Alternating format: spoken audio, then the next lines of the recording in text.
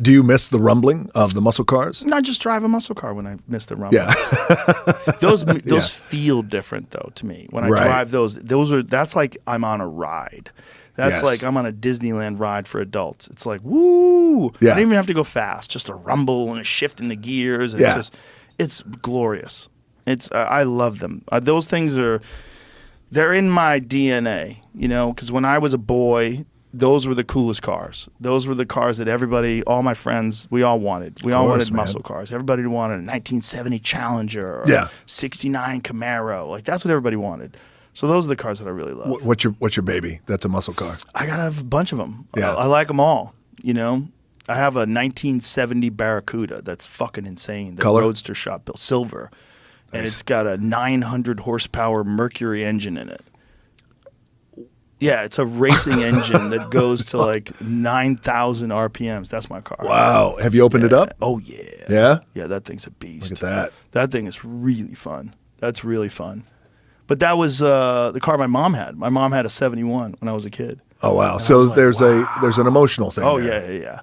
To me, that was always the car. Barracudas were they only made them cool for like 3 years. Yeah. But in those 3 years, that body shape is just so badass. That's what John Wick had in John Wick 4. Yeah, dude. That 71 Barracuda. You know what's crazy when you tell me that, because it informs a lot in my head. Like, oh, hey, my mom had that car. Mm-hmm. So just emotionally, there's a real emotional connection there. So growing up, I never had muscle cars in my life, and even my dad. So what's crazy is wrestlers, and I know you've had some few wrestlers on, especially my dad's era in the 80s, those guys.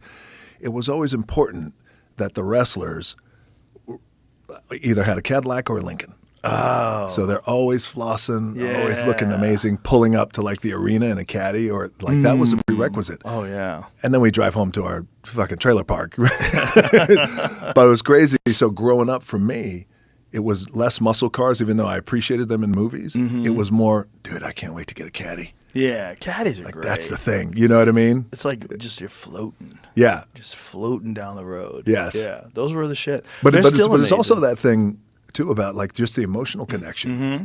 And then I realized when I got my first caddy, I was like, well, hold on a second.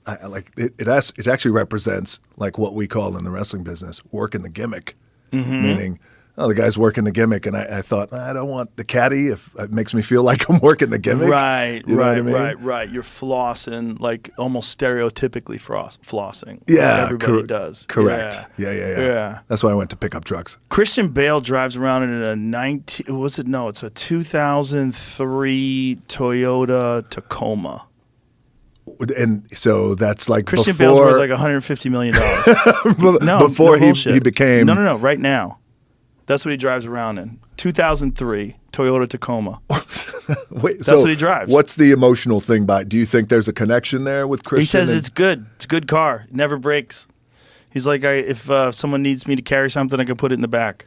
He's just fucking. He's an artist. And he's just pragmatic. Just doesn't give a shit. He doesn't give a shit. He's not interested in material possessions. Of the bullshit. Yeah, for him. I drive a 2003 Toyota Tacoma. It's a fucking bulletproof car. They never break. That's awesome, man. You get a Toyota, those motherfuckers go forever. I have a Toyota Land Cruiser. I have a 1995 that I drove here tonight. Yeah. I love it. Yeah. Mine's all redone. It's got a supercharged Corvette engine in it. Oh, it's shit. all been redone. What year? 1995.